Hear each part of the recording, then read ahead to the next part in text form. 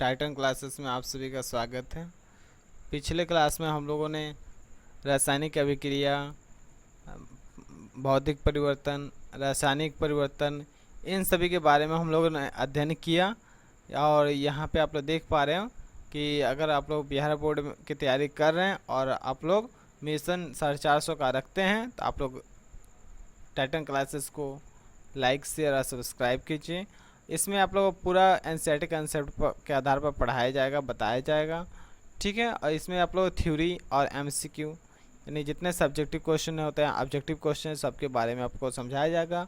यह हम लोग का अध्याय 1 रासायनिक अभिक्रिया और समीकरण के बारे में है, ठीक है। चलिए आगे देखते हैं। हम लोग जहाँ तक पढ़ लिए थे उससे आगे देखते हैं। चलिए यहाँ पे हम लोग कहाँ तक पढ़ लिए थे, तो रासायनिक अभिक्रिया की पहचान तक हम लोग की पढ़ाई हो चुकी थी। अब हम लोग देखने जा रहे हैं आगे रासायनिक समीकरण के बारे में, ठीक है। चलिए हम लोग अब शुरू करेंगे रासायनिक समीकरण से। अब इसमें क्या है रासायनिक समीकरण में कि जब एक मैग्नीशियम रिबन को वायु में जलाया जाता है, जो मैग्नीशियम रिबन है यानी मैग्नीशियम का जो फीता है, जब हम लोग वायु में जलाते हैं यानी ऑक्सीजन की उपस्थिति में ही जलाएंगे तो ये मैग्नीशियम ऑक्साइड में परिवर्तित हो जाता है। जब हम लोग ऑक्सीजन की उपस्थिति में जलाते हैं तो किस में ये चेंज हो जाता है, मैग्नीशियम ऑक्साइड में परिवर्तित हो जाता है, ठीक है। जिसका आप लोग नीचे यहाँ पे आप लोग देख पा रहे हैं, यहाँ पे आप लोग को दिख रहा है सूत्र भी, इसका जो रासायनिक समीकरण है यहाँ पे आप लोग को दिख रहा है। चलिए इसमें देखते हैं हम लोग कि मैग्नीशियम है, यहाँ पे हिंदी में लिखा हुआ मैग्नीशियम और यहाँ पे ऑक्सीजन लिखा हुआ है, और यहाँ पर जब दोनों आपस में अभिक्रिया करेगा तो क्या बनाएगा, मैग्नीशियम ऑक्साइड का निर्माण करेगा, ठीक है। तो जो अभिक्रिया में भाग लेता है उसे हम लोग क्या जानते हैं, जो अभिक्रिया में भाग लेता है उसे क्या कहते हैं हम लोग, अभिकारक। जो अभिक्रिया होने के बाद बनता है उसे हम लोग क्या कहते हैं, उत्पाद कहते हैं। ये बात आप लोग अच्छी तरह से जानते हैं। चलिए इस आगे देखते हैं हम लोग। इस प्रकार के समीकरण को लिखना शब्द समीकरण कहलाता है। जो ऊपर यह लिखा हुआ यह कैसा समीकरण है, शब्द समीकरण है। और रासायनिक अभिक्रिया को लिखने का दूसरा तरीका भी है, तो यह हम लोग का क्या है, यह संकेत में लिखा गया है, ठीक है। चलिए देखते हैं हम लोग नेक्स्ट आगे क्या है इसमें। यहाँ तक कोई दिक्कत नहीं है आप लोग को? यदि कोई दिक्कत है तो कमेंट में कमेंट कीजिए, इसका भी सॉल्यूशन आप लोगों को किया जाएगा, ठीक है। यदि किसी को दिक्कत होगा कमेंट बॉक्स में कमेंट कीजिए। आगे देखते हैं हम लोग। यहाँ पे कह रहा है कि रासायनिक समीकरण लिखने का दूसरा सांकेतिक तरीका भी है, वही जो संकेत में अभी आप लोग देखे कि इससे रासायनिक अभिक्रिया के समीकरण के दो भाग होते हैं। उसमें क्या होता है, दो भाग होता है किसी भी रासायनिक समीकरण में। पहला क्या है, अभिकारक, जिसके बारे में हम लोग फर्स्ट क्लास में भी देखे थे इसमें केमिस्ट्री के। वे पदार्थ जो किसी रासायनिक अभिक्रिया में भाग लेते हैं उसे हम लोग क्या कहते हैं, अभिकारक कहते हैं। जैसे यहाँ पे मैग्नीशियम और ऑक्सीजन रासायनिक अभिक्रिया में भाग ले रहा है तो ये क्या है, अभिकारक है, ठीक है। जैसे मैं यहाँ पर देख भी पा रहे हैं आप लोग, लिखा है कि मैग्नीशियम और ऑक्सीजन अभिक्रिया में भाग लेते हैं, इसलिए ये दोनों क्या है, अभिकारक है। हम लोग लेफ्ट हैंड को यानी इसको जो भाग लिया इसे क्या कहते हैं, अभिकारक कहते हैं।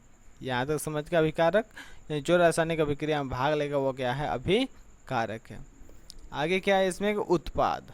तो उत्पाद किसे कहते हैं, तो किसी भी रासायनिक अभिक्रिया के दौरान जो नए बनने वाले पदार्थ होते हैं उसे क्या कहते हैं, उत्पाद कहते हैं। जो नया पदार्थ बनता है, जैसे यहाँ पे मैग्नीशियम और ऑक्सीजन मिलने से क्या बना, मैग्नीशियम ऑक्साइड बनाता है, यह क्या कहलाता है, उत्पाद कहलाता है। उत्पाद का दूसरा भी नाम है एक प्रतिफल, ठीक है। जैसे MgO क्या है, उत्पाद है, इसमें Mg और O2 के भाग लेने से नया पदार्थ बना हुआ है।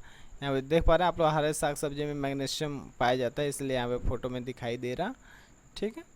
तो अब रासायनिक अभिकरण को लिखते कैसे, बात अब यहाँ पे आ गया कि रासायनिक अभिकरण को मतलब कैसे लिखते हैं, ठीक। तो इसमें देखिए आप लोग कि इसमें क्या होता है कि रासायनिक समीकरण एक रासायनिक अभिक्रिया को प्रदर्शित करता है। जो हम लोग रासायनिक समीकरण लिखते हैं यह क्या है, रासायनिक अभिक्रिया को प्रदर्शित करता है। इसलिए रासायनिक समीकरण में तीर के निशान के बाईं ओर अभिकारक को लिखा जाता है। आप लोग देख पा रहे हो यह तीर का जो बीच में निशान है, इसके हम लोग बाईं तरफ किसको लिखते हैं, हम लोग अभिकारक को लिखते हैं। अभी जस्ट बताए थे इसके बारे में। और जो तीर है, तीर के अगर दाहिने साइड लिखना है तो उधर किसको लिखेंगे हम लोग, उत्पाद को लिखा जाता है। और उनके बीच में किस चीज़ का चिन्ह दिया जाता है, तो प्लस का। जैसे अगर दो या दो से अधिक अभिकारक है तो बीच में चिन्ह किसका देंगे, प्लस का। या दो से अधिक उत्पाद है तो उसके बीच में भी चिन्ह किसका देंगे हम लोग, प्लस का देंगे, ठीक है। यहाँ पे नीचे भी लिख के सब इतना साफ साफ लिख के दिखाई दे रहा है, मैंने भी लिख कर दिखाया है इसको। तो आप लोग ध्यान से देखिए और समझिए, यदि कोई भी दिक्कत है तो ज़रूर पूछिए, ठीक है। चलिए देखते हैं इसमें आगे। हम लोग इसको इरेज कर देते हैं, कोई दिक्कत नहीं है, आगे बढ़ते हैं हम लोग। चलिए अब है कंकाली रासायनिक समीकरण। नाम तो अजीब है लेकिन उससे डरना नहीं है आप लोगों को। कंकाली नाम है लेकिन उससे कोई फर्क नहीं पड़ने वाला है हम लोग को। तो कंकाली रासायनिक समीकरण में क्या होगा, तो कंकाल का मतलब क्या है कि जिस के शरीर पर मांस नहीं होता उसे क्या कहते हैं हम लोग, कंकाल कहते हैं। उसी तरह इसमें भी है कि अगर जैसे वैसा रिएक्शन जो संतुलित नहीं होगा तो क्या है, वह कंकाल की तरह ही है कि उसमें संतुलित है ही नहीं, यानी परमाणु की संख्या बराबर नहीं होती है, इसलिए उसे हम लोग क्या कहते हैं, कंकाली रासायनिक समीकरण कहते हैं। चलिए सबसे पहले हम लोग देखते हैं, पहला इसमें क्या बात है कि इस समीकरण को निरीक्षण कीजिए। किस समीकरण को निरीक्षण करने के लिए कह रहा है, तो इस समीकरण को, यानी Mg + O2 = MgO, इसको देखने के लिए कह रहा है। तीर के बाईं ओर और दाईं ओर दोनों ओर के परमाणु संख्या को गिनिए। चलिए गिनते हैं, देखते हैं हम लोग कि कौन कितना है, ठीक है। चलिए इधर हम लोग का Mg 1 है, ठीक है। Mg हम लोग का कितना है, 1 है, और यहाँ पर O2 2 गो है, ठीक है। लेकिन दाएं साइड देखते हैं तो Mg 1 गो है और ऑक्सीजन भी 1 है, तो बैलेंस तो बराबर है नहीं। देख पा रहे हैं आप लोग, ऑक्सीजन बराबर नहीं है। यहाँ पर नीचे देखिए कारण प्रत्येक तत्व के दोनों और अणुओं की संख्या क्या है हम लोग का, समान नहीं है, यानी अणु की संख्या और परमाणु की संख्या क्या समान नहीं है। ऑक्सीजन के परमाणु की संख्या थोड़ी असंतुलित यानी कम और अधिक है, ठीक है। बाईं ओर ऑक्सीजन के 2 परमाणु है और दाईं ओर क्या है, सिर्फ 1 है। इस प्रकार का असंतुलित रासायनिक समीकरण क्या कहते हैं हम लोग, कंकाली रासायनिक समीकरण के नाम से जानते हैं, ठीक है। इस प्रकार रासायनिक समीकरण क्या कहते हैं हम लोग, कंकाली रासायनिक समीकरण के नाम से जानते हैं, ठीक है। चलिए अब आगे देखते हैं हम लोग, और इसमें क्या है कि कंकाली रासायनिक समीकरण को तब संतुलित कैसे करेंगे, बात आता है तब, ठीक है। तो कंकाली रासायनिक समीकरण ताकि ये संतुलित होगा कैसे, तो इसमें देख पा रहे हैं हम लोग। चलिए इसके बारे में अब आगे देखते हैं हम लोग, कंकाली रासायनिक समीकरण को संतुलित करना, ठीक है। तो इसमें एक नियम आता है हम लोग के, द्रव्यमान संरक्षण के नियम को संतुष्ट भी करना चाहिए। तो द्रव्यमान संरक्षण के नियम को संतुष्ट करने के लिए रासायनिक समीकरण को संतुलित किया जाता है।